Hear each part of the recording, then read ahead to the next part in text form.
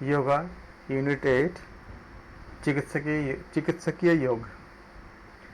घिरन संहिता के अनुसार महाबंध का प्रभाव क्या होता है?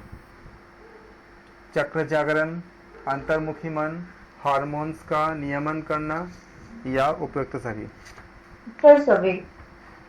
सारे सही है। हाँ जी बिल्कुल। तो घिरन संहिता अनुसार क्या होती है? महाबंध का प्रभाव क्या होती है? महाबंध से चक्र का जागरण भी होती है, अंतर्मुखी भी होती है और आपका हार्मोन्स का नियमन भी होती है। अगला क्वेश्चन, घिरन संहिता के अनुसार महाबंध वर्जित है किन में? निम्न रक्तचाप में या हृदय रोग में या हार्निया में या ये सारे? सर तीनों में भी वर्जित है। तीनों में वर्जित है। तो क्या हो जाएगा आपका? उपयुक्त सभी सही हो जाएगा। Very good. अगला क्वेश्चन, घिरन संहिता घिरन मुनि के अनुसार अश्विनी मुद्रा निम्न संबंधी रोगों को दूर करती है? गुदा, जननेंद्रिय, कब्ज या उपयुक्त सभी? ये सभी है, क्योंकि सभी अश्विनी मुद्रा से तीनों ही आपका असर होता है, अच्छा होता है। महर्षि घिरन के अनुसार काकी मुद्रा निम्न रोग में वर्जित है? विषाद, निम्न रक्तचाप, दीर्घकालीन कब्ज या उपयुक्त सभी? सर ये तीनों में भी। तीनों में। यहाँ आप लोग बहुत अच्छे आंसर देते हो, लेकिन ऐसे बहुत सारा मैंने लोगों से डिस्कस किया है, वहाँ जाके बहुत इजी क्वेश्चंस को भी आप मतलब कई बच्चे ऐसे हैं जो गलत करके आए हैं। हम पूरा डिस्कस करेंगे, पूरा पेपर थोड़ा सा पूरा सब कुछ हो जाए, फिर हम इसके दोनों पेपर को हम डिस्कस करेंगे और बताएंगे कि हम क्यों बोलते हैं कि पूरा क्वेश्चन पूरा सारा ऑप्शंस करो। घिरन मुनि के अनुसार काकी मुद्रा निम्न रोगों में लाभकारी है। काकी मुद्रा वर्जित के लिए क्या था? ऊपर का क्वेश्चन, विषाद में नहीं करना है काकी मुद्रा, लो बीपी में नहीं करना है, और अगर आपका बहुत लंबे समय से कब्ज है तब नहीं करना है। और लाभकारी कब होती है? आपका हाई बीपी में। याद रखना, लो बीपी में करना नहीं है काकी मुद्रा, लेकिन हाई बीपी में आप बताओ कि किस में है लाभकारी? किसमें? उच्च रक्तचाप में, मानसिक तनाव में, सिर दर्द में या उपयुक्त सभी? सर तीनों में भी। इसलिए उपयुक्त सभी हो जाएगा। महर्षि घिरन के अनुसार विभिन्न मुद्राओं के अभ्यास से निम्न रोग का नाश होता है? दमा, कोढ़, कफ रोग या उपयुक्त सभी?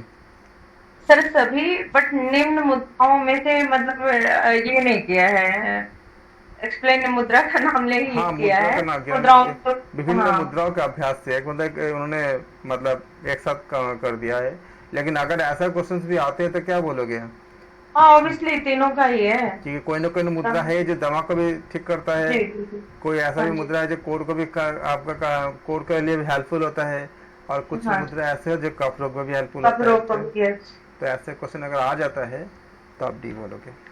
अगला क्वेश्चन, महर्षि घिरन के अनुसार सूर्यभेद प्राणायाम निम्न के उपचार में उपयोगी होता है? किसके? बाजपन, बात दोष, निम्न रक्तचाप या ये सारे?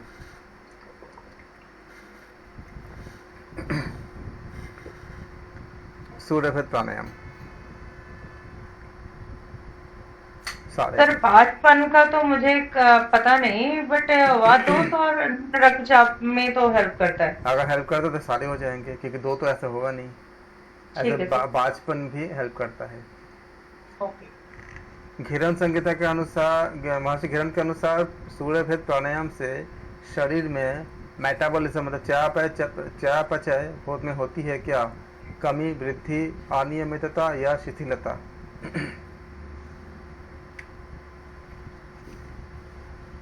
वृद्धि होती है। वृद्धि होती है। चयापचय में वृद्धि होती है। महर्षि घिरन के अनुसार सूर्यभेद प्राणायाम से दूर नहीं होता आलस्य, आशावान दृष्टिकोण, नकारात्मक विचार, अवसाद? नहीं होता, आलस्य से दूर नहीं होता। यही आपको फंसा देता है। आलस्य तो दूर होता ही है, आशावादी दृष्टिकोण दूर नहीं होता। आशावादी दृष्टिकोण सही है। इसके लिए मुझे लगा कुछ रॉन्ग हो रहा है, इसलिए मैंने क्वेश्चन फिर से पढ़ा। नहीं है ना, इसी शब्द को तो ऐसे ही तो कितने क्वेश्चन मैंने इस बार एनालिसिस किया, सबका तो नहीं कर पाया, कुछ बच्चों का मैंने किया। मैंने ये पाया कि जिन लोगों का क्वेश्चन गलत, जितने रॉन्ग हुए थे, रॉन्ग में से 25% क्वेश्चन इसलिए रॉन्ग हुए थे क्योंकि उन्होंने क्वेश्चंस को ठीक से पढ़ा नहीं। अगर उस क्वेश्चन को अगर मार्क्स ऐड हो जाता तो उनका कितने ज़्यादा बेहतर हो जाता है। अगर किसी का मान लो अगर 50 क्वेश्चंस गलत हुए हैं तो उनमें से करीब 12-13 क्वेश्चंस ऐसे मिले जिसमें अभी उनको सही आंसर आ रहा है, लेकिन उन्होंने पहले उस समय जब रीड किया था तो गलत रीड किया था, मतलब उतना अच्छे से रीड नहीं किया था क्वेश्चन को। घिरण के अनुसार सूर्यभेद प्राणायाम से मेटाबॉलिज्म क्या होती है? अति मंद, मंद, तीव्र या मध्यम? सर तीव्र। बिल्कुल। अगला क्वेश्चन, महर्षि घिरण के अनुसार सूर्यभेद प्राणायाम करना चाहिए गर्मी में, सर्दी में, लू में, उपयुक्त में से कोई नहीं? सर्दी में सर। बिल्कुल, सूर्यभेद है तो गर्मी पैदा करेगा तो सर्दी में करना चाहिए। महर्षि घिरण के अनुसार उज्जैय प्राणायाम द्वारा होता है मन शांत, तन स्वस्थ, तापमान में वृद्धि या उपयुक्त सभी? बिल्कुल। इसलिए हम प्रैक्टिस सीरीज को बहुत ज़्यादा कर रहे हैं क्योंकि सब कुछ जानने के बाद भी वहाँ गलती होती है, उस गलती को सही करना है और करते करते आ जाएगा। रोज एक एक कैसे करते जाएंगे फिर सब कुछ ठीक हो जाएगा। महर्षि घिरण के अनुसार शीतली प्राणायाम लाभकारी है किसमें? अजीर्ण में, वात रोग में, कफ रोग में या सारे? सर सारे। बिल्कुल सही है। महर्षि घिरण के अनुसार शीतली प्राणायाम से चयापचय हो जाता है कैसा? मंद, तीव्र, मध्यम या अति तीव्र? सर ये शीतली है ना सर, तो मंद हो जाएगा। मंद हो जाएगा, बिल्कुल सही। शीतली से क्या होती है? मंद हो जाती है। और याद रखना उज्जैय से क्या होती है आपका उसका पहले जब मैं क्या था उज्जैय प्राणायाम के द्वारा तापमान वृद्धि होती है, तापमान वृद्धि होगी तो सारा आपका क्या होती है उसमें उसके अकॉर्डिंग काम करेगा। भस्त्रिका प्राणायाम दूर करता है क्या? वात रोग, पित्त रोग, कफ रोग या ये सारे? सभी सर। क्योंकि भस्त्रिका प्राणायाम ऐसा प्राणायाम है जो वात, पित्त, कफ तीनों को ठीक करता है। भस्त्रिका प्राणायाम से निम्न तंत्र स्वस्थ होता है, पाचन, श्वसन, रक्त परिसंचरण या ये सारे? सर सभी। बिल्कुल। अगला क्वेश्चन, भस्त्रिका प्राणायाम से फेफड़ों में कार्बन डाइऑक्साइड घटती है, बढ़ती है, जमा होती है या अनिश्चित? घटती है सर। बिल्कुल सही। यहाँ इतना अच्छा दे रहे हो, ऐसे ही करते तो एग्जाम भी अच्छा हो जाएगा। भस्त्रिका प्राणायाम से तंत्रिका तंत्र होता है शांत, संतुलित, शक्तिशाली या उपयुक्त सभी? सर सभी। शांत, संतुलित, शक्तिशाली तीनों ही होती है तो क्या हो जाएगा? Yes sir. सभी। भस्त्रिका प्राणायाम स्फूर्ति प्रदान करता है मन को, प्राण को, शरीर को या उपयुक्त सभी? सर सभी को। बिल्कुल। अगला क्वेश्चन, भस्त्रिका प्राणायाम से तंत्रिका तंत्र निम्न तरंगों के प्रति अधिक संवेदनशील होता है, उच्च, दिव्य, सूक्ष्म या उपयुक्त सभी? सभी सर। बिल्कुल सही। अगला क्वेश्चन, भस्त्रिका प्राणायाम उच्च कोटि का अभ्यास निम्न में उपयोगी होता है, फोड़े में, फुंसी में, अधिकांश चर्म रोगों में, अल्सर में? सर अधिक एक मिनट सर अल्सर में। भस्त्रिका प्राणायाम उच्च कोटि का अभ्यास किसके लिए उपयोगी होता है? फोड़े में, फुंसी में, अधिकांश चर्म रोगों में? स्टमक रोग हुआ ना अल्सर में, तो मैं कंफ्यूज हूँ बट अल्सर मुझे सही लग रहा था। अधिकांश चर्म रोगों में काम करता है ये। ठीक है सर। बिकॉज मैं इनर इसका देख रही थी ना इंटरनली, तो मुझे ऐसे लगा कि अगर भस्त्रिका प्राणायाम हम ले रहे हैं तो हमारा जो अल्सर है वो भस्त्रिका प्राणायाम से हीट पैदा होता है बॉडी के अंदर। हाँ जी। जब हीट पैदा करेगा तो कहाँ पे करता है वो आपका? ओके ठीक है।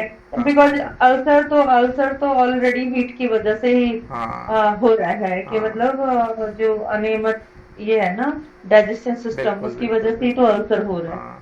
ठीक है, उसमें आप कैसे दे दोगे? इसमें तो नहीं होगा ना। अधिकांश चर्म रोग होती है क्योंकि जब भस्त्रिका प्राणायाम करते हो जब हीट पैदा होती है, चर्म रोगों में क्या होती है? मैक्सिमम फंगस होती है, फंगल डिसीज ज्यादा होती है। तो जो हीट पैदा होती है तो ज्यादा हीट करने से क्या होती है? उसका रूट्स खत्म हो जाते हैं। उसकी जो जड़ होती है ना फंगस की, जैसे दाद हो गया, बहुत सी चीजें जितने भी तरह के चर्म रोग होती है उसमें उसका जो मेन कॉज होती है स्किन के, जब हीट आप देखते हो ना, जब हम लोग ड्राई मसाज करते हैं तो क्या होती है? स्किन को फायदा होता है कि नहीं होता है? हाँ जी। ड्राई मसाज करने से। तो ड्राई मसाज से क्या होती है, हीट पैदा होती है। जब आप किसी को बॉडी को जब आप मसाज देते हो, ड्राई मसाज करते हो, तो सबसे ज़्यादा फायदा कहाँ होता है, स्किन को होती है। इसलिए अधिकांश लोगों में भ्रामरी प्राणायाम दूर करता है क्रोध, चिंता, अनिद्रा, ये सारे सभी से। सभी बिल्कुल। भ्रामरी प्राणायाम का अभ्यास नहीं करना चाहिए बैठकर, कान संक्रमण में, शल्य क्रिया के पश्चात या गले के रोगों में। सर शल्य क्रिया मतलब स्लिपिंग हुआ ना सर? नहीं, शल्य क्रिया मतलब ऑपरेशन, ऑपरेट करना। ऑपरेशन, हाँ, उसमें तो भ्रामरी प्राणायाम है ना, उसमें तो कर सकते, कान के संक्रमण में नहीं कर सकते सर। बिल्कुल, क्योंकि कान को बंद करने होते हैं जब आप हाँ जी। इसमें से दबाते हो ना। हाँ, हाँ जी सर। बिल्कुल। क्वेश्चन को पढ़ के, ऑप्शन को पढ़ के आपको समझ आगे कि नहीं भी आता तो भी बहुत हद तक आ जाता है। मूर्छा प्राणायाम निम्न में वर्जित है, उच्च रक्तचाप, चक्कर आना, मस्तिष्क या चोट या उपयुक्त सभी। सर सभी में। बिल्कुल। यहाँ आपको ना उपयुक्त सभी का एक हेल्प मिल जाती है, लेकिन एग्जाम में मिलेगा नहीं, इसमें रखा इसलिए क्या नहीं, है। हाँ ये सर वो है, बट आपने लास्ट जो बताया था कि 4 चीजें और हमको समझ में आती हैं कि ये चीजें इनमें हैं, तो हाँ ये प्लस पॉइंट है अपना। हाँ, उसीलिए रखा कि कम में ज्यादा आपको मतलब कंटेंट दिया जा सके, क्योंकि हाँ एग्जाम जी। में जो आएंगे ये उपयुक्त सभी बहुत कम ही आता है एग्जाम में, लेकिन जानना नहीं तो नहीं, वो उपयुक्त है। बहुत कम ही आता ही नहीं है वैसे तो, हाँ। ऑलमोस्ट कम ही आता है। ध्यान का प्रभाव होता है शारीरिक, मानसिक, मनोशारीरिक या उपयुक्त, इनमें से कोई नहीं। सर ध्यान का प्रभाव क्या, शारीरिक, मानसिक, मनोशारीरिक? सर ये तो सब सही ही है, तो ऊपर तो कोई नहीं, तो हो ही नहीं सकता। मनोशारीरिक, मनोशारीरिक, मन यस। में भी शरीर में, दोनों में होता है। हाँ जी सर। धीरे धीरे इस क्वेश्चन सीरीज को करते करते ऐसा हो जाएगा ना कि क्वेश्चंस देखते ही आपका मतलब माइंड आधा काम मतलब क्वेश्चन का समझ जाएगा कि मतलब एकदम पूरा यूज टू हो जाएगा कि इस क्वेश्चन को ऐसे ऐसे आता है, नहीं है या दोनों कंबाइन, जैसे शारीरिक मानसिक दोनों होती है। हाँ तो जी जो सर, वही तो मनोशारीरिक हो गया। मनुशारीरिक में तो मन दोनों को, दोनों कंबाइन मन हो को गया। ऊपर कर दिया या शरीर को उसके बाजू में कर दिया तो मनोशारीरिक, ध्यान, ये कंपाउंड कर दिया। हाँ, यही सब चीजें करते हैं एग्जाम में। इससे करते करते करते करते फिर आप लोगों का दिक्कत नहीं होगी, एग्जाम में भी समझ जाओगे कि वो क्या किए हैं। ध्यान के द्वारा चेतना का क्या होती है, बहिर्मुखीकरण, अंतर्मुखीकरण, उपभोग या अनुपयोग। ध्यान के द्वारा सर अंतर्मुखी। बिल्कुल सही है, बाकी सब लोग आंसर दीजिए। अंतर्मुखी। ध्यान से निम्न रोगों का उपचार संभव होती है, तनाव, मानसिक दबाव, ईर्ष्या, उपयुक्त सभी। सर सभी। बिल्कुल।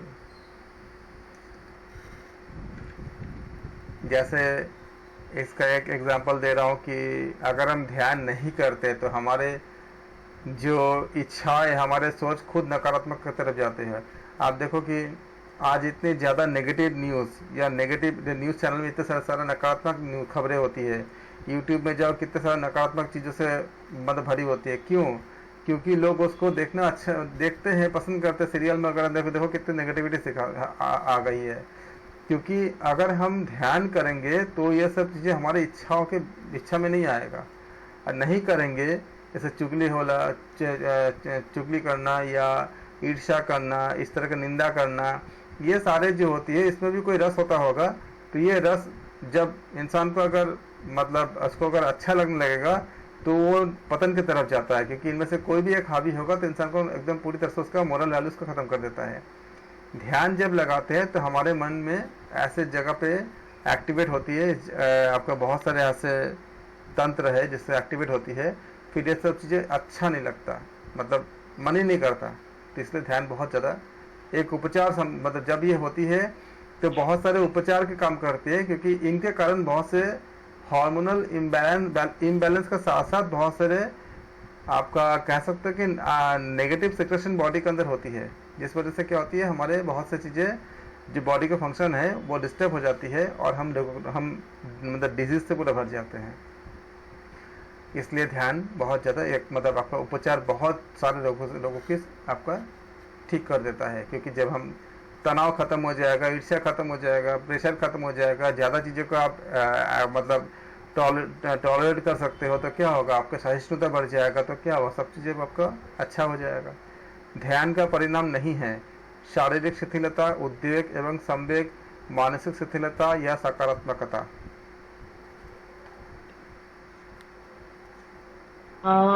सर नहीं है बोल रहा है ना, तो उद्वेग एवं संवेग रहेगा बिल्कुल। शायद। देखो अब आ गया ना, फटफट पकड़े ऐसे, बस यही चाह रहा था। अब कितना सही आ गया आप लोगों का, वेरी गुड। ध्यान के अभ्यास से चयापचय क्या होता है? स्वल्प, लयबद्ध, अति सक्रिय, तीव्र या अनियमित? सर अति शीघ्र। अति सक्रिय। एक एक मिनट, हाँ सक्रिय, सॉरी। ध्यान के अभ्यास से मेटाबॉलिज्म क्या होती है? स्वल्प, लयबद्ध ध्यान या हो जाएगा अति ना सक्रिय? हाँ, इन सर मेटाबॉलिज्म ना इनहेंस हो जाएगा, राइट ना? नहीं, जब ध्यान लगाते हो तो वो आपका स्लो हो जाती है, स्वल्प सर लेवल लयबद्ध होती है। तीव्र, सॉरी सॉरी सर, ये जो स्वल्प लयबद्ध है ना, वो मुझे समझ में नहीं आया एक्चुअली, सॉरी। हाँ, स्वल्प ये मतलब क्या होती है करेक्ट, ये कि आंसर, ये आंसर करेक्ट है। हाँ, स्वल्प का हेलो। मतलब होता है कि धीमे हो जाना, मतलब कम हो जाना, धीमे हो जाना। लयबद्ध तरीके से, मतलब लयबद्ध मतलब होता है कि आपका एक रिदम में होना, और स्वल्प का मतलब होती है कि उसका रेट कम हो जाता है लेकिन एक रिदम में हो जाती है ध्यान के अभ्यास से। सॉरी सर, वो मेरा ध्यान कोई मतलब नहीं, वो बहुत ज्यादा शुद्धता था, इसके लिए मुझे समझ में कोई नहीं बात आया। नहीं। अति सक्रिय तीव्र नहीं होगा ध्यान से, और इसका पूरा पूरा हम जब हम एनाटॉमी का क्लास भी करेंगे, हम देखेंगे कि किस तरह से ध्यान काम करता है। और आपका जब चयापचय कम का अभ्यास या जब आपका स्लो हो जाता है तो बॉडी के लिए कितना आपका यूज़फुल होता है, कितना हेल्पफुल होता है, और जिस वजह जिसके द्वारा जो तपस्वी लोग होते हैं कितने ज़्यादा समय मतलब उसको सर्वाइव कर जाते हैं अपने जीवन को। ध्यान के अभ्यास से अनुकंपी नाड़ी तंत्र की उत्तेजना क्या होती है? अनियंत्रित, तीव्र, शांत या अशांत?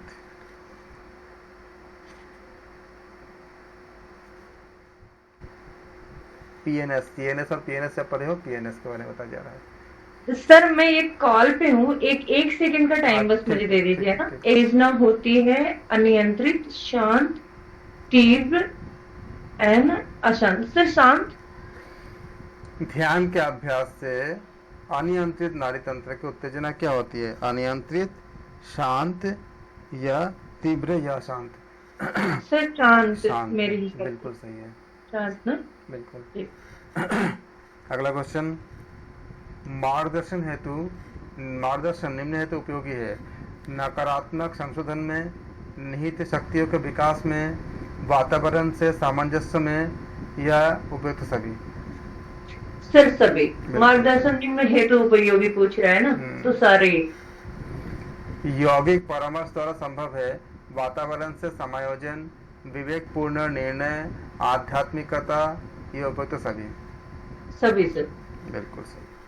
इन सभी को याद करेंगे, याद मतलब आपको 3 चीज होती है एग्जाम में, आपको इसी किसी में से एक ही मिलेगा तो आपको याद हो जाएगा, लेकिन कौन सा मिलेगा पता नहीं, लेकिन कोई एक मिलेगा। अगला क्वेश्चन, राइनाइटिस के उपचार हेतु उपयोगी योगाभ्यास क्या होती है?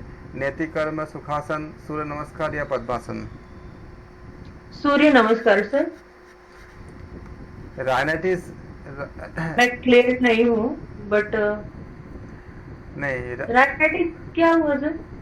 ये एक आपका बीमारी होती है, इसको जब उपयोग हम जो इसको योग से जब इसको उपचार करते हैं तो हम नेति से बहुत ज़्यादा हेल्प मिलती है, क्योंकि आपका क्या ये एक्चुअली पर्टिकुलरली है क्या? हाँ, नाक की हड्डी बढ़ जाती है। अच्छा नाक की हड्डी, हाँ तो ऑब्वियसली नेति होगा, सॉरी। नाक से संबंधित है ये, तो क्या हो गया आपका? Okay sir. हो जाएगा। अगला क्वेश्चन, साइनसाइटिस के उपचार हेतु उपयोगी योगाभ्यास क्या होती है? सुखासन, सूर्य नमस्कार, नेतिकर्म या पद्मासन? नेतिकर्म। बिल्कुल।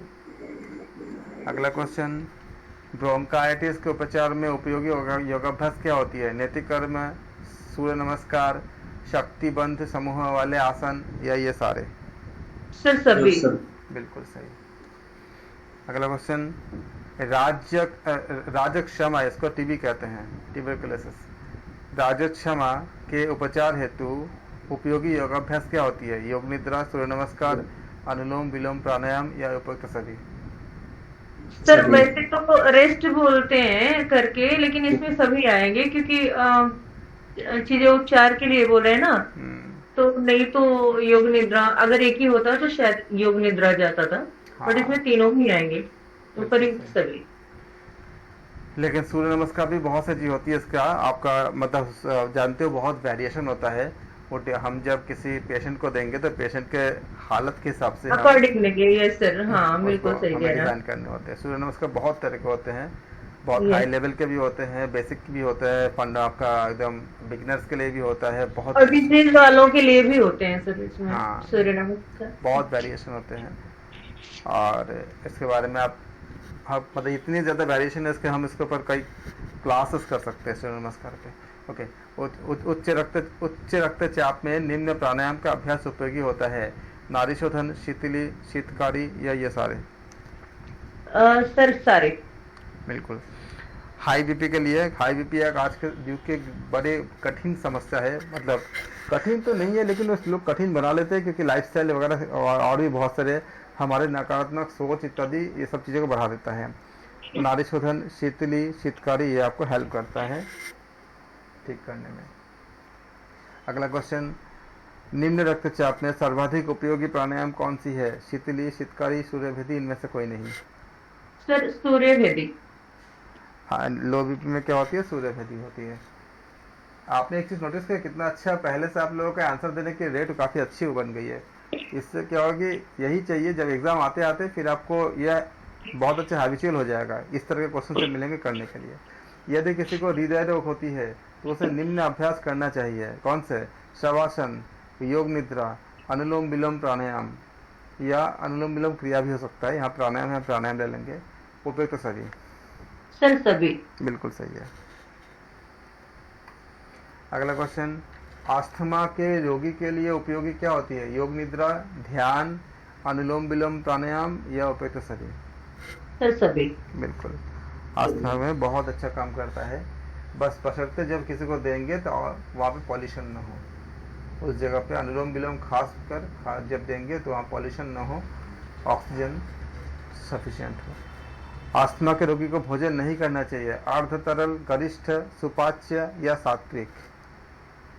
सर और तरल तो मुझे पता नहीं, गरिष्ठ नहीं होना, मतलब नहीं खाना चाहिए। अर्ध तरल मतलब होती है कि सेमी लिक्विड। Semi liquid. हम्म।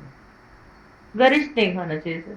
हाँ बिल्कुल, क्योंकि अस्थमा के रोगी है उसको अगर गरिष्ठ भोजन दे देंगे तो उसका दिक्कत करेगा। मधुमेह के रोगी हेतु उपयोगी योगाभ्यास क्या होती है? वस्त्र धोती, बमन धोती, कपाल भाती, ये सारे उपयुक्त सभी? सर सभी। मधुमेह के रोगी के लिए कपाल भाती सच में बहुत अच्छा काम करता है, मैंने व्यक्तिगत रूप से देखा है लोगों को बहुत ज़्यादा फायदा होते हुए। मधुमेह के रोगी हेतु उपयोग, लेकिन सही तरह से करना चाहिए, गलत करने से बहुत बुरा हालत होती है। बिल्कुल सर। ये और 80% लोग गलत ही करवाते हैं। ये मतलब सही कराना दोनों के लिए बहुत है कि सही तरह से करना चाहिए, नहीं तो फिर वो। मधुमेह के रोगी हेतु उपयोगी आसन क्या होती है? अर्ध मत्स्यंद्रासन, भुजंगासन, शशांकासन, ये उपयुक्त सभी? सर सभी। बिल्कुल। मधुमेह के रोगी को करना चाहिए नाड़ी शोधन प्राणायाम, कपालभाति, भ्रामरी या उपयुक्त सभी? सर सभी। ये सारे हमें मधुमेह के रोगी के लिए बहुत हेल्पफुल होती है। मधुमेह के ऊपर क्वेश्चन जब भी आपका आता है इसमें आते हैं क्योंकि ये आपका बहुत ही ज़्यादा मतलब गंदी तरह से फैल रही है, बहुत ज़्यादा मतलब बहुत हाई रेट से स्प्रेड कर रही है। बहुत से इसका रीज़न है, कारण बहुत से हैं, लेकिन इसका ये अकेला जो भी असर करता है ये बहुत सारे बीमारियों का समूह को जन्म दे देता है। बच्चे में भी आजकल देखा जाता है क्योंकि माता पिता में होंगे तो उसके मतलब बच्चे में भी ट्रांसफर होते हैं। इसलिए मधुमेह रोग के उपचार हेतु उपयोगी बंद क्या होती है? मूल बंद, जालंधर बंद, उद्यान बंद, ये सारे? एक मिनट सर, क्या क्वेश्चन था? मधुमेह के रोगी की सर तीनों भी। मधुमेह में जालंधर बंद क्या काम करेगा? उड़ियान ज्यादा करेगा सर, उड़ियान ज्यादा करेगा। मूल या उड़ियान, क्या सुने ना पहले? मूल बंद सर, सॉरी उद्यान बंद। उड़ियान टमी, और इसमें मैं हमेशा कंफ्यूज रहती हूँ। जलंधर सर कौन सा है? गले चेस्ट वाला, का, गले का, नेक वाला कौन सा? जालंधर, जो नेक को जो लगाते हो, गर्दन को जो झुकाते हो। जलंधर मुझे स्टमक लग रहा था, क्योंकि मधुमेह में ना पेनक्रियास पे ज्यादा फोकस करना है ना। पैंक्रियास उद्यान से होती है, उद्यान बन जो होती है, जो यस। हम उसको नौली जैसे लगाते हैं ना, उसको उसके साथ संबंध होती है उसका। और मूल बंद अनस से होती है, तो उद्यान इसमें सही आंसर होगा। अगला क्वेश्चन, मधुमेह के उपचार हेतु आवश्यक होती है ओम का उच्चारण, ओम का ध्यान, मणिपुर चक्र पर ध्यान, या उपयुक्त सभी? सर सभी। बिल्कुल, मणिपुर चक्र पर ध्यान तो असर करता ही है, बाकी सब कर देंगे। ओम का ध्यान तो हर जगह काम करता है, हर जगह, अगर आप अच्छे से करते हो हर परिस्थिति में काम करता है। हाइपर थायराइडिज्म का लक्षण नहीं है वजन घटना, वजन बढ़ना, धड़कन बढ़ना, अनियमित मासिक स्राव। हाइपरथायराइड का लक्षण नहीं है वजन बढ़ना, ये नहीं। वजन बढ़ना। अगला क्वेश्चन, हाइपरथायराइडिज्म में उपयोगी योगाभ्यास क्या होती है? भुजंगासन, जालंधर बंद, उष्ट्रासन, ये सारे? सर तीनों भी। बिल्कुल, कल ही हम बात कर रहे थे इसके ऊपर। जी। मासिक स्राव के अनियमितता, ये आजकल एक बहुत कॉमन प्रॉब्लम है सब, मतलब गर्ल्स जी के लिए। सर। मासिक स्राव की अनियमितता हो तो निम्न आसन करना चाहिए, कौन से? वज्रासन, शशांकासन, उपयुक्त दोनों, इनमें से कोई नहीं? सर उपयुक्त दोनों भी करना चाहिए। दोनों ही करना चाहिए, बिल्कुल। मासिक स्राव के अनियमित होने पर उपयोगी प्राणायाम क्या होती है? नाड़ीशोधन, उज्जयी, भ्रामरी, या ये सारे? सर तीनों भी। बिल्कुल। मासिक धर्म की अनियमितता निम्न से दूर नहीं होती है? विपरीत करनी मुद्रा, अनियमित दिनचर्या, मूलबंध, या कपालभाति? अनियमित दिनचर्या सर। बिल्कुल, लाइफस्टाइल। कष्टास्त्राव के उपचार में सहयोगी योगाभ्यास क्या होती है? नैतिक कर्म, बबंधवती, योग निद्रा, ये सारे? सर ये क्या है, इसको क्या बोलते हैं, ये मतलब इसका मतलब क्या है? कष्टास्त्राव जो पीरियड के समय जो दिक्कतें आती है, मेंस्ट्रुअल साइकिल के समय जो दिक्कतें आती है। सर सभी। नैतिक कर्म, योग निद्रा, बबंधवती, या ये तो सभी? तो क्या बोलोगे आप? तो सभी हो जाएगा। अगला क्वेश्चन, एक व्यक्ति मोटापे का शिकार है, उसे क्या करना चाहिए? भुजंगासन, कपालभाति, सूर्य नमस्कार, ये सारे? सर तीनों भी। तीनों ही करना चाहिए, तो सही हो जाएगा। अगला क्वेश्चन, मोटे व्यक्ति के लिए अधिक उपयोगी क्या नहीं है?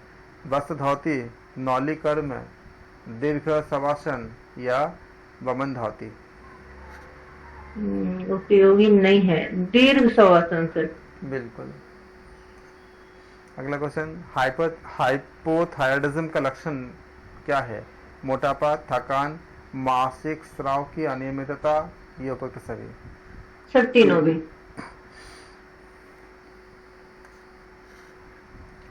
अगला क्वेश्चन, हाइपोथायराइडिज्म में उपयोगी क्या होती है?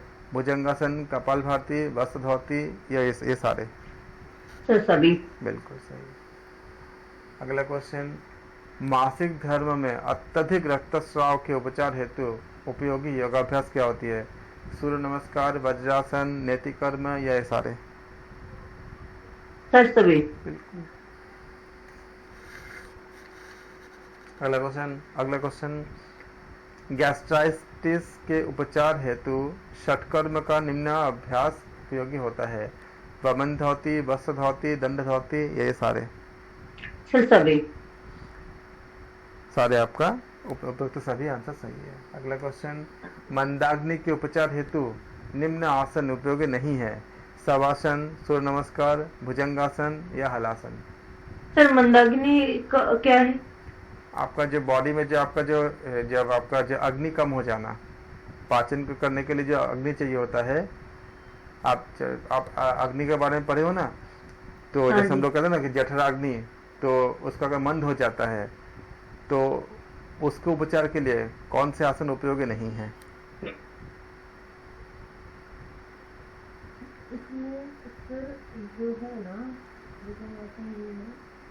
शवासन उपयोगी नहीं है। क्यों? एकदम रिलैक्स हो जाएगा वो। तो हाँ मंदाग्नि के उपचार हेतु शवासन उपचार उपयोग नहीं है।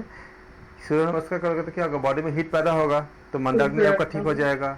हाँ जी। भुजंगासन करोगे तो मूवमेंट, जितने भी मूवमेंट वाले आसन होते हैं उसमें क्या होती है, बॉडी में हीट पैदा होगा। भुजंगासन हो गया, हलासन हो गया, तो उससे क्या होगी, बॉडी में आपका वो अग्नि उत्पन्न होंगे, तो और फायदेमंद होगा वो। डाइजेस्टिव सिस्टम में मदद करेंगे। और शवासन में क्या करेगा, मतलब इंसान सोए रहेगा, तो उसमें क्या होगी आपका मंदाग्नि, और मतलब उसको हीट नहीं बन पाएगा। अगला क्वेश्चन, कब्ज को दूर करने हेतु षटकर्म का निम्न अभ्यास उपयोगी होता है। धौती कर्म, वस्त्र कर्म, नौली कर्म, यह सारे। तीनों भी सर।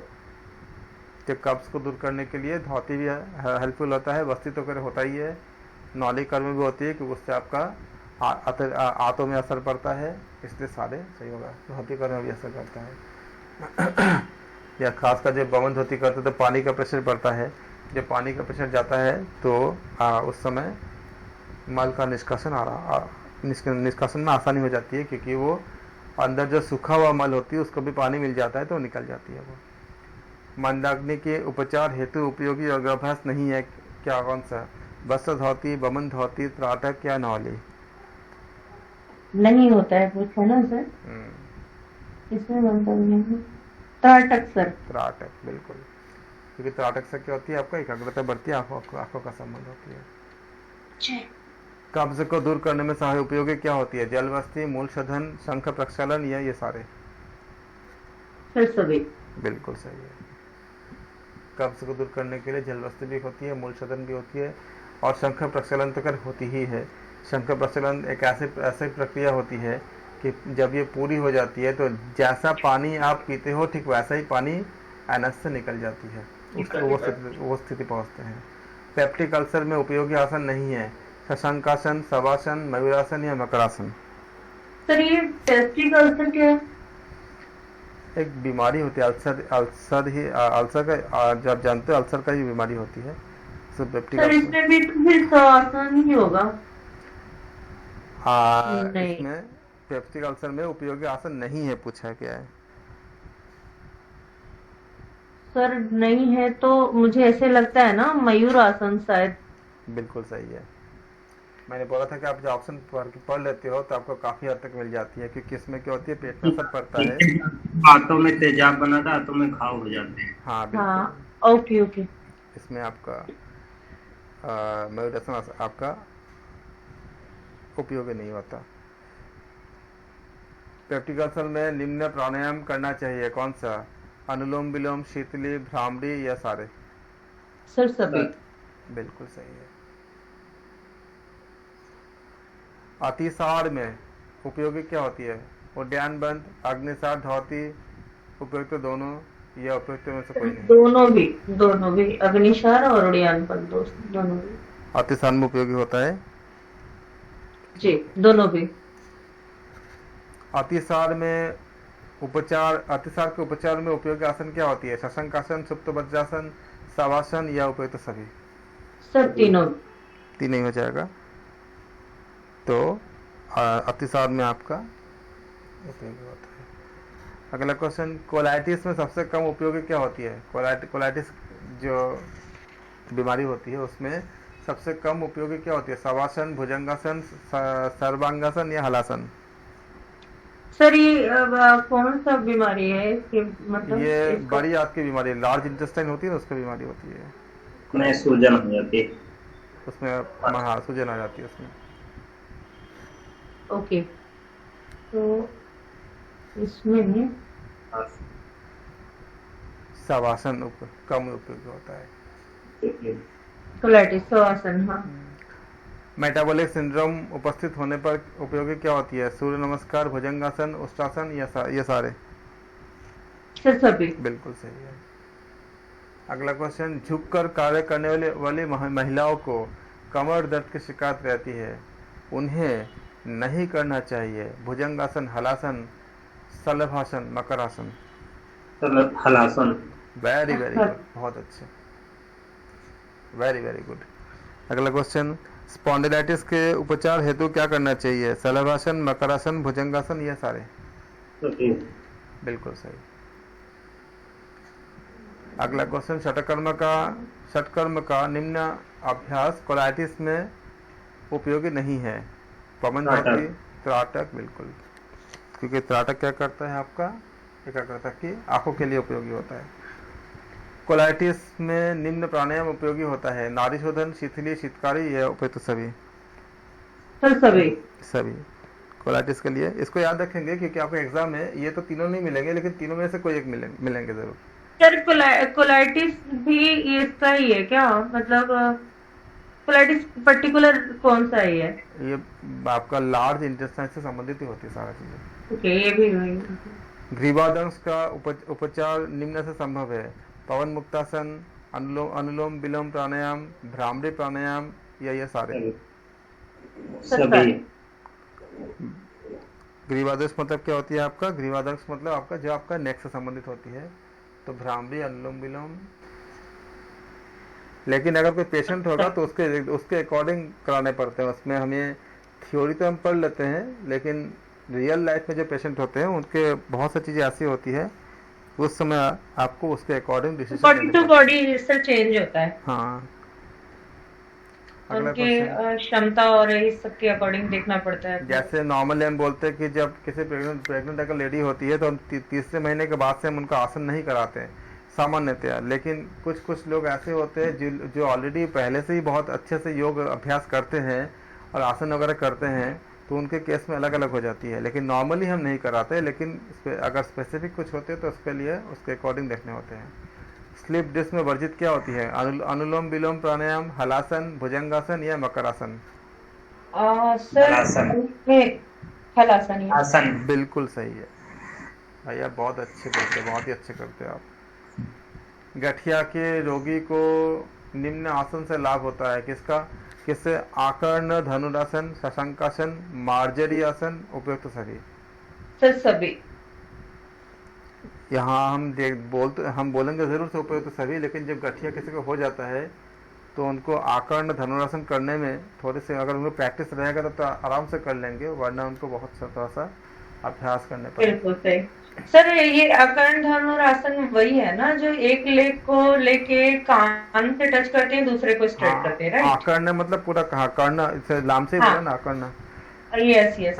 गठिया बट ये भी तो मतलब sir body to body effect करता है, और इसमें स्ट्रेसेस के अकॉर्डिंग ही चल पाता है गठिया का। किसी का जिनका स्टार्टिंग है और किसी का हायर है, तो उसमें थोड़ा सा चेंजेस रहते हैं। जैसे अगर हमें किसी को कुछ खास आसन जो होते हैं, जैसे पूर्ण धनुरासन, या आपका जो चक्रासन, या जानुशीरासन, इस तरह आसन अगर किसी को करानी होती है, अगर सही में पूरी तरह से करानी होती है, तो मैं तो उनको पहले पार्शियली कराता हूँ। पार्शियल मतलब जैसे मान लो कि पहले ऐसे कई आसन होते हैं जिससे हम उनको धीरे धीरे बॉडी को खोल पाते हैं। जैसे अगर उनको उष्ट्रासन कराएंगे, तो किसी को अगर चक्रासन तक मुझे लेके जाना है तो पहले हम उनको उष्ट्रासन करवाएंगे, क्योंकि वो उष्ट्रासन से उनका बॉडी बेंडिंग होना बड़ा आसान मतलब हो जाती है। धीरे धीरे ऐसे ही हम मतलब जैसे ये करने के बाद उनको पूर्ण धनुरासन की तरफ ले जाएंगे। तो करते करते जब इस तरह से लेके जाते हो तो हो जाती है पूरा।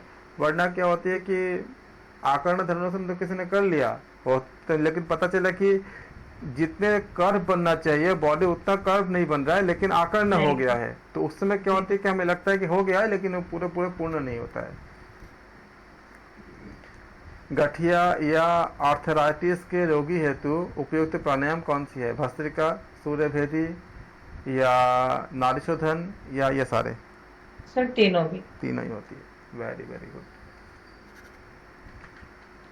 अगला क्वेश्चन, गठिया या आर्थराइटिस का उपचार निम्न से संभव नहीं होता, किससे? बर्फ का सेक, गर्म पानी का सेक, गर्म तेल मालिश, या सूर्य नमस्कार? सर बर्फ से। कि गठिया या आर्थराइटिस जो होता है उसे क्या चाहिए होता है? थोड़ा हीट चाहिए होता है। हीट चाहिए होता है सर, वो ठंड की वजह से ही होता हाँ, है। तो बर्फ का सेक आपको हीट तो नहीं देगा, खराब करेगा, इसलिए क्या होती है, इससे संभव नहीं होता। माइग्रेन होता है कमर में, आधे सिर में, पूरे सिर में, गर्दन में? सर आधे से। बिल्कुल सही है।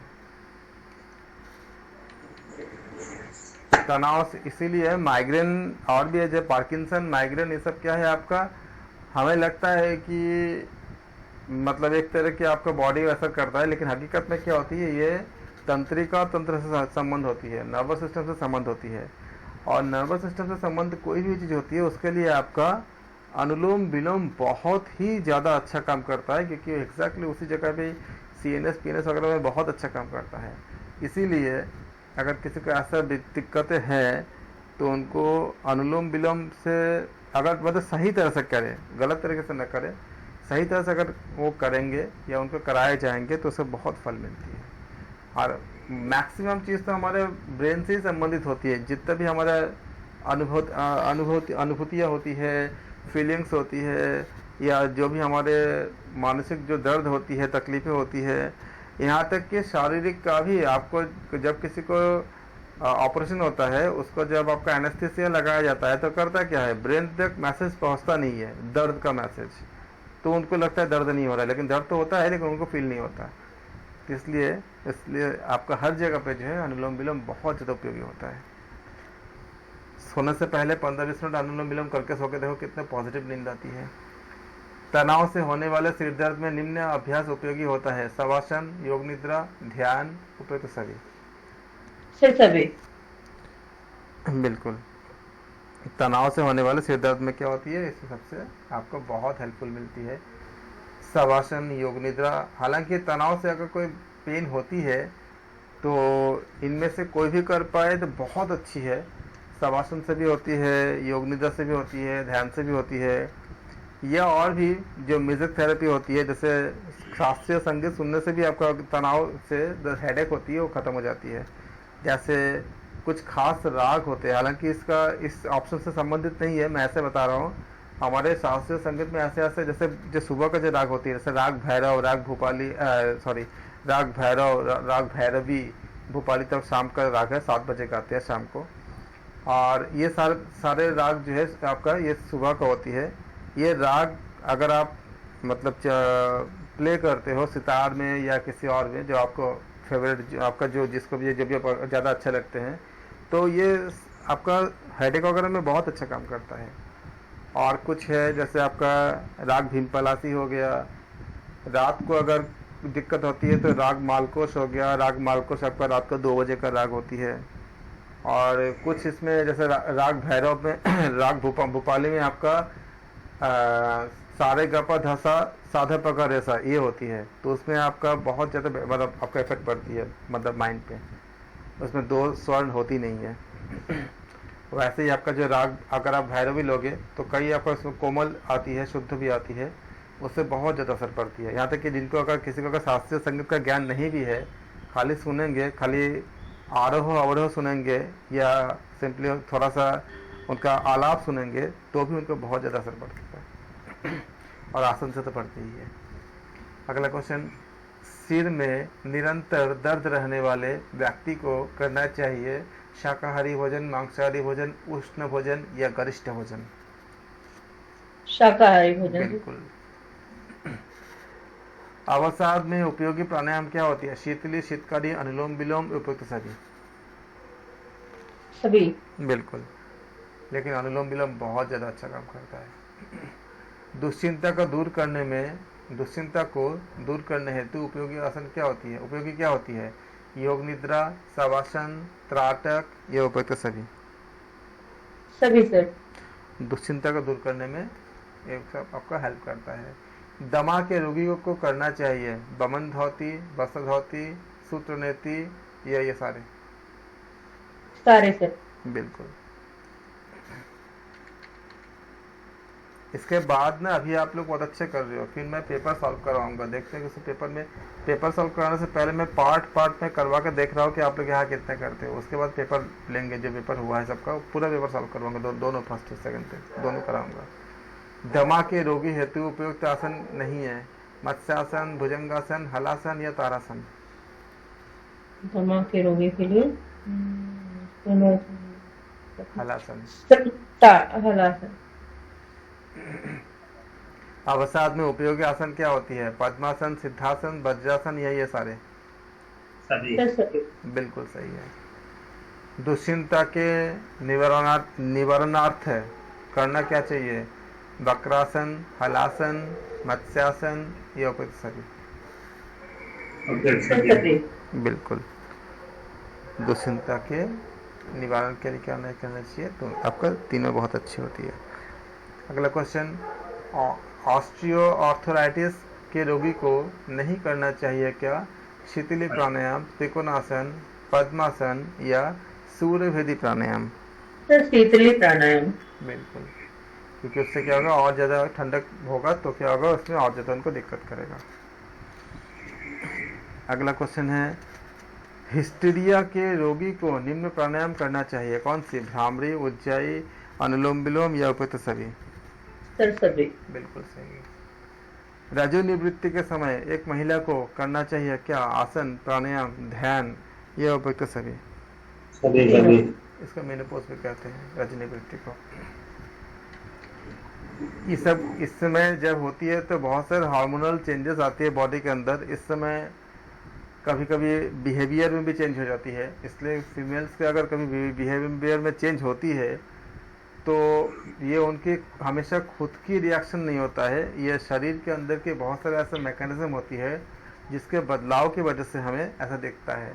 इस समय घर के मेंबर से बहुत ये आशा की जाती है कि उनको वो सपोर्ट करेंगे, क्योंकि हर चीज़ें उनकी इच्छा से नहीं होती।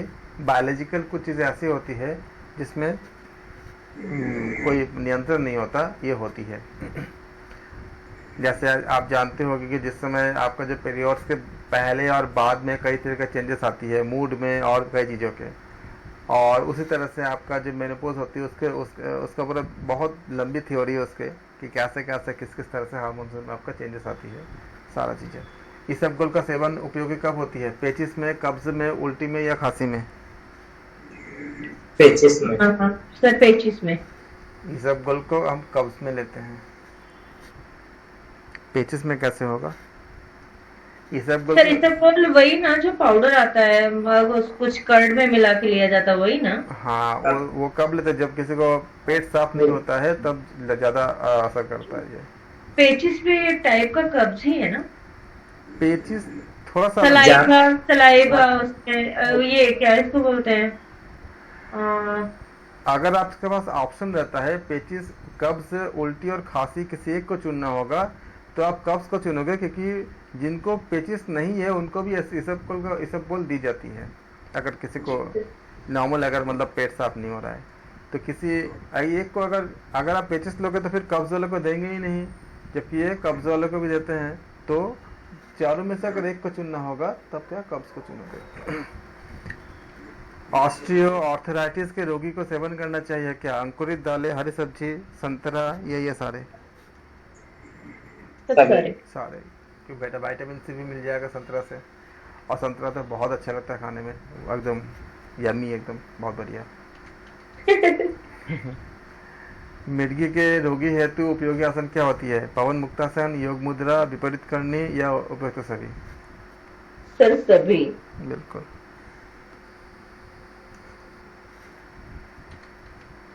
कई बार असफलता के बाद मन में न्यूरोटिक अवस्था में चला जाता है, यह मन क्या होती है इसमें?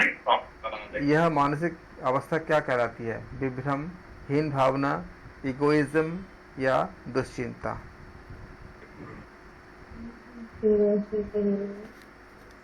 अवस्था में चला जाता है, मानसिक स्थिति कहलाती है विभ्रम,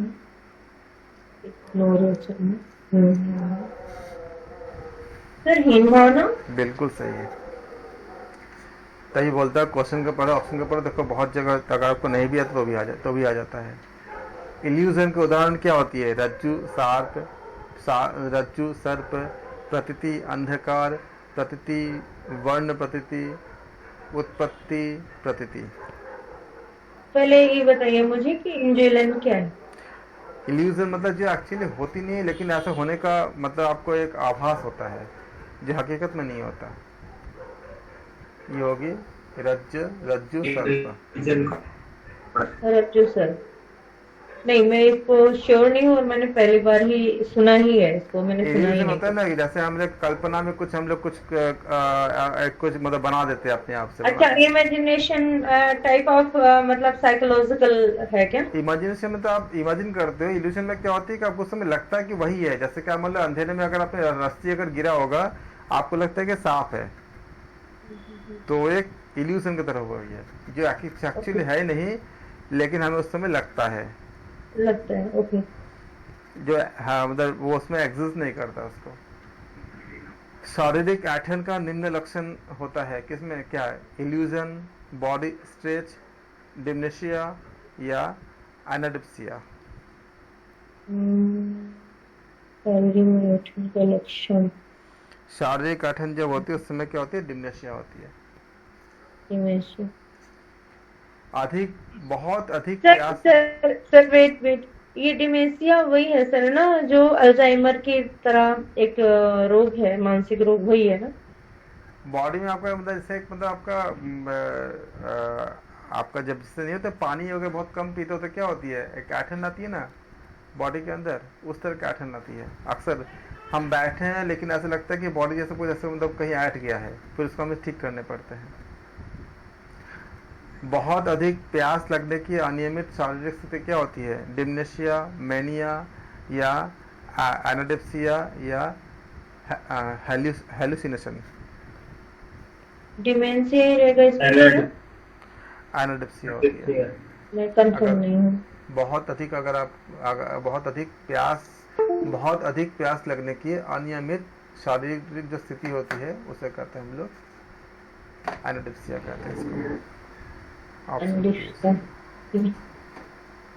अगला क्वेश्चन, एक व्यक्ति की मनस्थिति यानी मूड घड़ी घड़ी बदलता रहता है, वह निम्न मनोरोग से ग्रसित हो सकता है। ऑप्शन ए है साइक्लोथायमिया, ऑप्शन बी है मैनिया, ऑप्शन सी है स्ट्रेस, ऑप्शन डी है डिप्रेशन। सर ए। डिप्रेशन। नहीं, डिप्रेशन अलग चीज होती है। डिप्रेशन में आपका जो होता है साइक्लोथीमिया सर। Stress stress. हाँ, डिप्रेशन एक अलग चीज होती है। जैसे बोला कि इसमें क्या है, एक व्यक्ति के मानसिक मूड में क्या होती है, घड़ी भरी ठीक हो रहा है। चेंज हो रही है। तो डिप्रेशन स्ट्रेस इसमें ऐसा नहीं होता है। ये आपका जिसका नाम होता है, आपका आपका जो मेंटल डिजीज में इसका नाम होता है साइक्लोथायमियम होता है।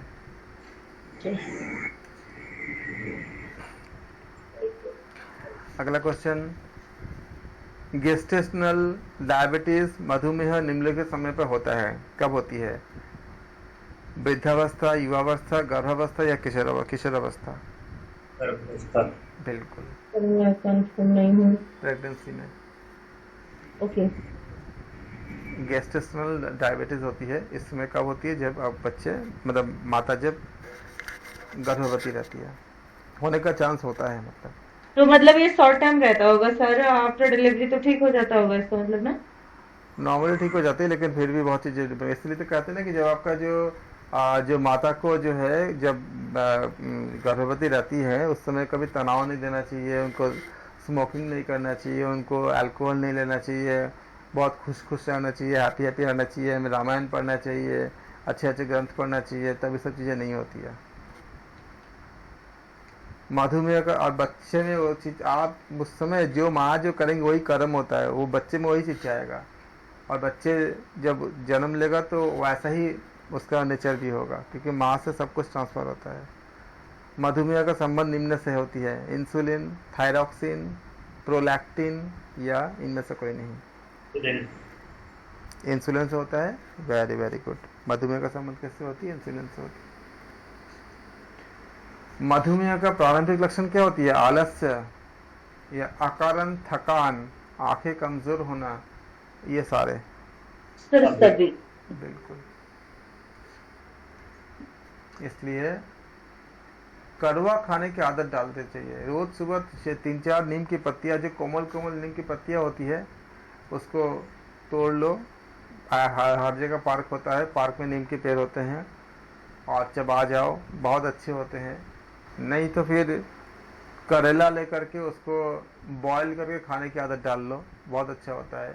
ये सब चीजें आपको। अच्छा, कैसे मतलब बॉईल कैसे खाएंगे सर? इतना ज्यादा कड़वा होता है, भाजी मैं के तो साथ खा भी लेता कुछ हूँ। खा सकते हैं? अरे अगर ज्यादा कड़वा लगता है ना, ऐसा करो जैसे मैं देखा, हालांकि मैं तो ऐसे ही खा लेता हूँ, तब भी उसको थोड़ा सा मैश कर लो और उसमें थोड़े से आप सरसों का तेल और हल्का सा आपको उसको सेंधा नमक डाल दो थोड़ा सा, और खा के देखो कितना टेस्टी लगता है, कितना अच्छा लगता है। ट्राई करते हैं सर, बट बहुत कड़वा होता है। मैं हाफ ऑनियन और हाफ ये करेला, उसके साथ तो मैं खा सकती हूँ, बस इतना कड़वा ऐसे ही इकट्ठे खा नहीं लो, खा हाँ, सकती। जब वो हो जाए वो उसी तरह खा लो, बहुत हेल्प करता है। मुझे तो करेला बहुत अच्छा लगता है, मैं तो ऐसे वो बॉईल करके खा लेता हूँ।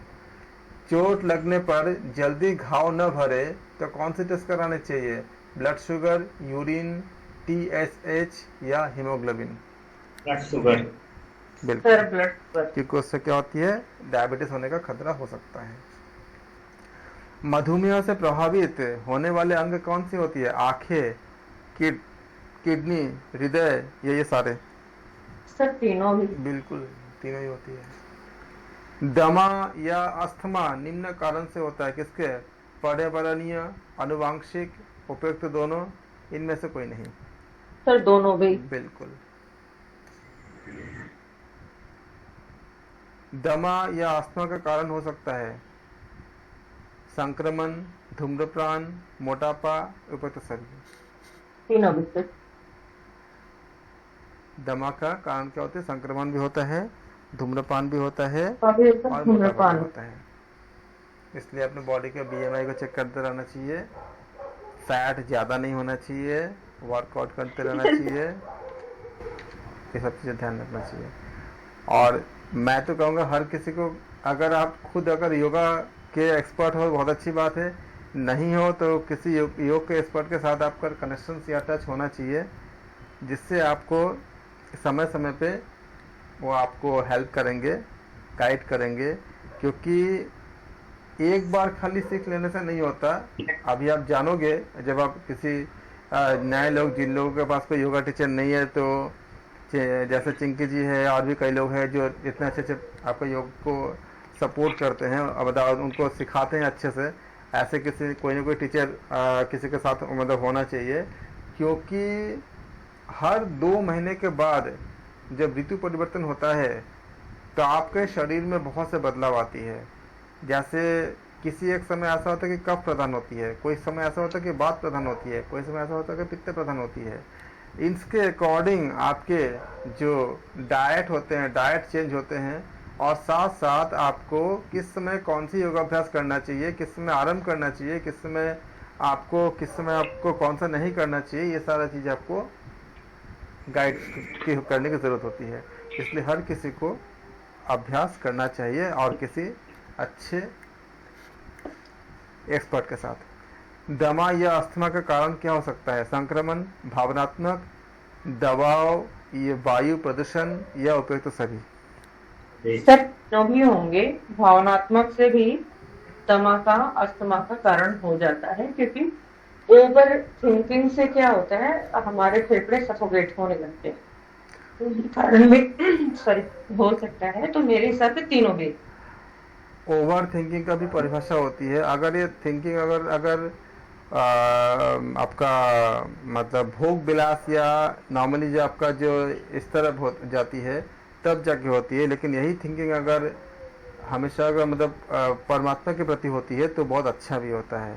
तो इसलिए भावनात्मक तो होती है, यही भावना अगर हरि के लिए हो जाए, ईश्वर के लिए हो जाए तो बहुत आगे निकल जाता है। लेकिन ये भावना जब हमारे संसार के लिए होती है तब हमें बहुत सी चीज़ों का सामना करना पड़ता है। ओके, ऐसे आंसर आपका सही है, बिल्कुल सही है, उपयुक्त सही। अति अल्प मासिक स्राव को क्या कहते हैं? हाइपोमेस्टिया, थैलेमिसिया, हाइपोमेनोरिया या साइक्लोथाइमिया? भाई डिजीज का नाम बहुत पूछे जाते हैं। कंफर्म नहीं। हाइपोमेनोरिया, अति अल्प मासिक स्राव। और आप जब पेशेंट को हैंडल करेंगे, देखना आप कैसे फीमेल पेशेंट अगर लेंगे तो इसमें बहुत सारे लोग मिलेंगे जिनको ये दिक्कतें होती है। हाइपोमेस्टिया, सर एक मिनट रुकिए ना, मैं मुझे रेस्पॉन्स हट लूंगी इसको। अगला क्वेश्चन है हाइपोमेस्टिया क्या होती है? बड़े स्तन, अविकसित स्तन, स्तन कैंसर, स्तनों से रक्तस्राव। पता नहीं सर। अविकसित स्तन, इसे कहते हैं हाइपोमेस्टिया।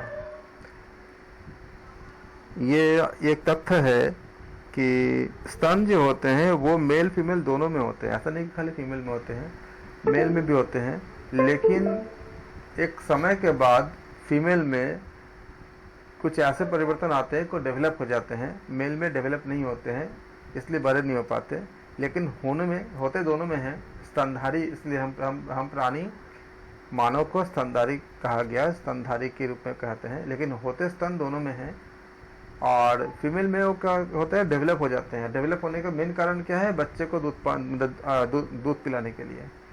तो जब ये अविकसित स्तन होती है उसको कहते हैं हम लोग हाइपोमेस्टेमिया, हाइपोमेस्टिया कहते हैं इसको।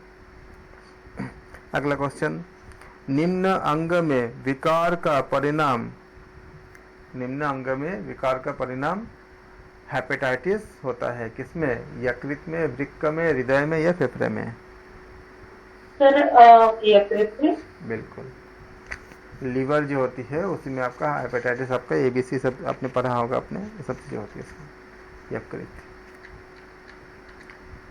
थैलेमेसिया में निम्न उत्पादन की आवश्यकता होती है, इंसुलिन या थायरॉक्सिन या हीमोग्लोबिन या एंटीबॉडीज? सर कंफर्म नहीं हूँ मैं। हीमोग्लोबिन। थैलेमेसिया में निम्न उत्पादन की आवश्यकता होती है, किसकी, हीमोग्लोबिन की। अगला क्वेश्चन, सामान्यतया कैंसर का कारक रसायन कौन सी है, इंसुलिन या कार्सिनोजन या थायरॉक्सिन या प्रोलैक्टिन? Sir thyroxine. नहीं, थायरॉक्सिन थायराइड के लिए होता है। कार्सिनोजन। प्रोलैक्टिन दूध के उत्पादन के लिए होती है, जो बच्चे को दूध पिलाते हैं, महिला मतलब माताएं, उनको। इंसुलिन आपका उसके लिए होता है, डायबिटीज मतलब ग्लूकोज के पाचन के लिए, शर्करा ग्लूकोज को। कैंसर का उपचार करने वाले चिकित्सक को क्या कहते हैं, ऑन्कोलॉजिस्ट, न्यूरोलॉजिस्ट, कार्डियोलॉजिस्ट या सर्जन? कैंसर का उपचार करने वाले सर सर्जन। देखो, अगर आपका आंसर नहीं भी आता है तो आप ऐसे देख सकते हैं, न्यूरोलॉजिस्ट किसे कहते हैं, जो ब्रेन के काम करते हैं, जो ब्रेन पे काम करते हैं। कार्डियोलॉजिस्ट कहते हैं जो हार्ट के लिए होते हार्ट का करते हैं। सर्जन वो होते हैं जो ऑपरेशन करते हैं। तो क्या बचा, ऑन्कोलॉजिस्ट। सर्जन किसे कहते हैं, जो सर्जरी करते हैं, जो ऑपरेशन करते हैं। थैलेसोथेरेपी के अंतर्गत चिकित्सा हेतु प्रयुक्त पदार्थ क्या होती है, समुद्री जल, एल्गी, समुद्री रेत या ये सारे? नहीं पता, ये सारी चीजें शायद कभी ध्यान नहीं दिया। ये ऊपर तो सभी होती है। इसमें आपका थैलेसोथेरेपी के अंतर्गत जो चिकित्सा हेतु हम इस्तेमाल उपयोगी जो चीज़ें होती है, समुद्र का जल भी होती है, एल्गी भी होती है, समुद्री रेत भी होती है, इसलिए सारे। थैलेसोथेरेपी द्वारा निम्न रोग, ये आपका एक थेरेपी होती है, स्पेशल थेरेपी। किस बीमारी में होती है, मैं ऐसे पूछ रहा हूँ। ये आपका जो मतलब आपका जो सी से संबंधित होती है, समुद्र के जो चीजें होती है ना, जो कंटेंट होती है, उसी के जरिए करते सारा इसका मतलब इलाज जिसे कहते हैं, एक थेरेपी होती है। चिकित्सा में जो हम इस्तेमाल करते हैं, जैसे हम नॉर्मली क्या करते हैं, जैसे अलग अलग चिकित्सा में करते हैं ना, हम नेचुरोपैथी में हम पंच तत्व का उपयोग करते हैं, पृथ्वी, अग्नि, वायु, जल, आकाश के करते हैं। वैसे ही थैलो मतलब क्या होती है, आपका जल से संबंधित होती है। तो थैलेसोथेरेपी क्या होती है, जो समुद्र का जल, समुद्र में जितने भी तत्व मिलते हैं उसके जरिए, उसमें क्या क्या मिलते हैं, जल मिलते हैं, रेत मिलते हैं, उसमें जो एल्गी होता है उसको मिलते हैं। इन सब चीज़ों का उपयोग करके हम क्या करते हैं, चिकित्सा करते हैं। तो किसी पर्टिकुलर बीमारी के लिए है या सारी बीमारी के लिए सर? मैक्सिमम बीमारी में आपका, जैसे आपका नहीं था होम्योपैथी क्या होती है, सबके मैक्सिमम बीमारी में काम करती ही है। ऐसे ये बहुत मतलब फेमस तो नहीं है, लेकिन काम करती है। ऐसे जल चिकित्सा जैसे काम करती है ना, वैसे इसका इसमें क्या होती है, बहुत से सॉल्ट होती है समुद्र में, क्या होती है बहुत सारे, मतलब बहुत ऐसा ऐसा सॉल्ट होती है बॉडी में, क्या होती है जो आपका बायोकेमी क्या कहता है, अगर किसी सॉल्ट का बॉडी में अगर कमी हो जाती है तब हम बीमार पड़ते हैं। और समुद्र में क्या होती है, समुद्र में सारे सॉल्ट आपका प्रचुर मात्रा में होते हैं, तो उनके उपयोग करके अगर हम सॉल्ट के जो हमारी बॉडी में जो कमी होती है उसको अगर हम सप्लाई पूरा कर देंगे तो क्या हो गया, आपका चिकित्सा हो जाती है। तो इस तरह से एक थेरेपी है ये। तो फिर आपका आता है अगला क्वेश्चन, थैलेसोथेरेपी। स्लाइड नीचे कर दीजिए ना, स्क्रीनशॉट लेना है मुझे, जिस पे टिक लगा हुआ है। कौन सा कर दूं? जो स्लाइड ऊपर चले गए हैं ना, जिन पे टिक मार्क हो गया है, उनको थोड़ा सा डाउन कर दीजिए, ये थोड़ा सा और। ये सर, बस हो गया सर, थैंक यू। थैलेसोथेरेपी द्वारा निम्न रोगों की चिकित्सा की जाती है: जोड़ों में दर्द, तनाव, तनाव या वजन गिरना, ये उपयुक्त सभी। बस मैं अंदाजा मार रही हूँ, उपयुक्त सभी शायद हो सकते हैं। यहाँ पे हाँ, हाँ, ये ना वजन गिरना एक साथ होगा, तनाव वजन नहीं होगा, वजन गिरना एक साथ होगा, इसी के साथ होगा। तनाव बी, ऑप्शन बी में तनाव होगा, ऑप्शन सी में होगा वजन गिरना। तो उपयुक्त सभी भी बिल्कुल सही है। जोड़ों का दर्द भी ठीक होती है, तनाव भी ठीक होती है, वजन कम हो जाना भी ठीक होती है। इसकी वजह सबसे बड़ी कारण होती है कि जैसे बायोकेमी क्या बोलता है कि शरीर में जितना सॉल्ट होती है उनमें से कोई भी सॉल्ट अगर कुछ कम ज़्यादा हो जाएगा उसका अगर मात्रा, तो हम बीमार पड़ते हैं। और समुद्र से में क्या होती है, सारे सॉल्ट मिल जाती है हमें, हमारे बॉडी में भी बहुत से सॉल्ट होती है, उस सॉल्ट में अगर कमी, कुछ अगर रेशियो बिगड़ती है तो हम बीमार पड़ते हैं उसमें। इसलिए इसको कहते हैं कि ऐसे बहुत से थेरेपीज होती है। तभी तो बताया गया कि पहले के लोग इतने सब जानते थे, उनको कोई दिक्कतें नहीं होती थी। थेरेपी शब्द की व्युत्पत्ति का संबंध किससे है? ग्रीक भाषा से, थेरेपिया से, उपयुक्त दोनों या ट्रीटमेंट से? उपयुक्त दोनों से। बिल्कुल, थेरेपिया से भी और ग्रीक भाषा से भी। अल्जाइमर्स नामक रोग में की जाती है क्या? मस्तिष्क की तंत्रिका कोशिकाएं अल्जाइमर्स नामक रोग में हो जाती है, क्या होती है? मस्तिष्क की तंत्रिका कोशिकाएं नष्ट, विस्मृति और निर्णय, या ये सारे? सारे सर। बिल्कुल। सिजोफ्रेनिया का लक्षण क्या होती है? अकारण हंसना, अकारण चिल्लाना, आक्रामक होना, या उपयुक्त सभी? तीनों भी सर। बिल्कुल सही।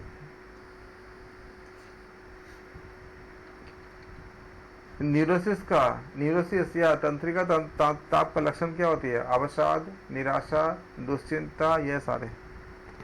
तीनों भी सर। बिल्कुल सही है। साइकोसिस या मनस्ताप का लक्षण क्या होती है? विभ्रम, दुश्चिंता, अवसाद, ये सारे? सर सभी। बिल्कुल। चिंता। अगला क्वेश्चन, सूर्य नमस्कार निम्न रोगों में उपयोगी होता है, किसमें? साइकोसिस, न्यूरोसिस, ये दोनों, ये इनमें से कोई नहीं? सर दोनों में भी हो जाएगी। बिल्कुल सही है। अगला क्वेश्चन, न्यूरोसिस के निवारण हेतु आसन कौन सी है? भुजंगासन, उष्टासन, सर्वांगासन, ये सारे? सर सभी। बिल्कुल सभी हो जाएंगे। न्यूरोसिस के निवारण हेतु उपयोगी प्राणायाम कौन सी है? शीतली, शीतकारी, अनुलोम विलोम, या ये उपयुक्त सभी? सर तीनों भी। बिल्कुल। साइकोसिस के उपचार हेतु उपयोगी योगाभ्यास क्या होती है? सर्वांगासन, शीर्षासन, योग मुद्रा, ये उपयुक्त सभी? तीनों भी। बिल्कुल सही है। साइकोसिस के उपचार हेतु उपयोगी मुद्रा कौन सी है? विपरीत करनी, सांभवी, उपयुक्त दोनों, इनमें से कोई नहीं? सर दोनों भी। बिल्कुल। अगला क्वेश्चन, क्रोध के उपचार हेतु उपयोगी आसन कौन सी है? शवासन, शशंकासन, पश्चिमोत्तानासन, ये सारे? सर तीनों भी। बिल्कुल। कैंसर के रोगी हेतु सर्वाधिक उपयोगी विटामिन कौन सी है? ए, बी, सी या डी? कैंसर के सी। विटामिन सी सबसे ज़्यादा आपका हेल्पफुल होती है। अस्थमा के रोगी को वह आसन करना चाहिए जिसमें वक्ष फैलता हो, सिकुड़ता हो, दबे या उनमें से कोई नहीं है। सर फैलता हो जिसमें। बिल्कुल सही, बहुत ही अच्छी। साइटिका में उपयोगी आसन क्या होती है? हलासन, पश्चिमोत्तानासन, भुजंगासन या कर्णपीड़ासन? सर कर्णपीड़ासन भी है और पश्चिमोत्तासन भी है साटिका में, तो आप बताइए कौन सा इसमें सही आंसर? साइटिका में अगर बोलोगे तो कर्णपीड़ासन नहीं हो पाएगा सर, पश्चिमोत्तानासन हो जाएगा, नहीं, क्योंकि हलासन भी नहीं होगा और भुजंगासन भी हो सकता है। भुजंगासन सबसे ज्यादा अच्छा है। थोड़ा सा पश्चिमोत्तानासन में भी थोड़ा सा दिक्कत होगी, बिकॉज जॉइंट सारे ही ये रहते हैं ना। सबसे अच्छे होंगे भुजंगासन। हाँ। और पश्चिमोत्तानासन हम सबको करा भी नहीं पाते क्योंकि उसके लिए बॉडी, आपका पैर का फ्लेक्सिबल होना बहुत जरूरी है, फ्लेक्सिबल होना बहुत जरूरी है, हार्मस्ट्रिंग का फ्री होना बहुत जरूरी है। हम जब किसी को ऐसे आसन का अभ्यास कराते हैं तो हम सबसे पहले उनके बॉडी को समझ लेते हैं थोड़ा सा, और उसके बाद हम एक टेस्ट होती है कि अगर हम उनको बोलते हैं कि बिना सहारा लिए क्या आप उठ सकते हो, मतलब बैठे हुए से उठ सकते हो? अगर वो उठ सकते हैं तो उनके साथ वो बहुत अच्छे हैं, मतलब उनका सारा चीज़ बहुत अच्छा काम कर रही है। अगर वो नहीं उठ सकते हैं बिना सहारा लिए या बिना हाथ को पीछे किए दंडासन में अगर नहीं बैठ सकते हैं, तो फिर हम उनको फिर चेक करते हैं कि उनको कितनी सहारा की ज़रूरत पड़ती है, फिर उसके अकॉर्डिंग हम चीज़ों को उनको डिज़ाइन करते हैं। इसलिए मैं बोलता हूँ कि आप जब भी क्लास करो, कोई जो लोग योग से संबंध जुड़े नहीं है वो अपने से करने से बेहतर है कि कोई एक्सपर्ट के साथ करे, तो ये सब चीज़ें आपको बहुत ध्यान से समझा देंगे और उसके आधार पे आप करोगे तो आपको बहुत बेनिफिट होंगे। ऐसे कई चीज़ें होती है जिसको जानना बहुत ज़रूरी होता है। रक्त पंप करने हेतु जब हृदय सिकुड़ता है तो रक्तचाप को क्या कहते हैं? ये आ चुका है, ये सिस्टोलिक, डायस्टोलिक, उपयुक्त में दोनों या इनमें से कोई नहीं? सर दोनों भी। कैसे दोनों कैसे होगा? क्या बोला? देखो जब हृदय सिकुड़ता है तो क्या बोलते हैं इसको? एक मिनट सर, रक्त पंप करने हेतु जब हृदय सिकुड़ता है इस रक्तचाप को क्या कहते हैं? सिस्टोलिक कहते हैं। हाँ, सिस्टोलिक। धड़कन के बीच तनाव मुक्ति की अवस्था रक्तचाप की भाषा रक्तचाप की भाषा में क्या कहलाती है? सिस्टोलिक, डायस्टोलिक, उपयुक्त दोनों, इनमें से कोई नहीं। सर ए तो ऊपर वाला था, कंफर्म नहीं हूँ मैं। ये क्या करता है? डायस्टोलिक होती है। डायस्टोलिक होती है सर, एक मिनट। हाँ जी, अभी ऊपर। सिस्टोलिक एवं डायस्टोलिक रक्तचाप का आदर्श माप क्या होती है? 140/80, 120/90, 120/80, 120/100? कौन से? सर 120/80। बिल्कुल सही। ये आपका सिस्टोलिक और डायस्टोलिक का आपका आइडियल क्या होती है? आपका मतलब रक्तचाप का आदर्श माप होती है। यहाँ तक आप लोगों ने बहुत अच्छे से किया और इसके बाद के सीरीज हम अगले क्लास में करेंगे। और आप लोगों को ये है कि हम बहुत जल्दी फर्स्ट पेपर के भी हम स्टार्ट कर रहे हैं नेक्स्ट वीक से। जिनके पास जो भी बुक है और नहीं है तो आप ले लेंगे, अगर लेंगे तो न्यू एडिशन लेंगे, क्योंकि बुक पुरानी लेने से क्या होती है कि यूनिट 9 वगैरह जहाँ पे आपको करंट अफेयर्स और कई चीज़ों का आपको जानकारी होती है, पुराने लेने से क्या होगा, पुरानी जानकारी रहेगा और नया अपडेट नहीं रहेगा, तो एग्जाम हो सकता है तो नया अपडेट आपसे आपको पूछे जाएंगे। तो इसलिए आपको नए बुक से अगर लेते हैं तो नया बुक ले लेंगे। पीडीएफ वगैरह से नहीं करेंगे क्योंकि पीडीएफ पुराने बुक के सर्कुलेट होती रहती है। आप नया बुक कोई भी एक बुक ले सकते हो, हिंदी या इंग्लिश मीडियम में। इनमें से आपका ट्रू मैन की आती है या और भी बहुत अच्छे अच्छे बुक आते हैं, पियर्सन के भी आती है, मदान जी का भी जो पियर्सन पब्लिकेशन की है, और इसके अलावा अरिहंत का भी आती है। जो भी आपको अच्छा लगता है कोई बुक ले लीजिएगा। और जिस बेस्ट कौन सी है सर?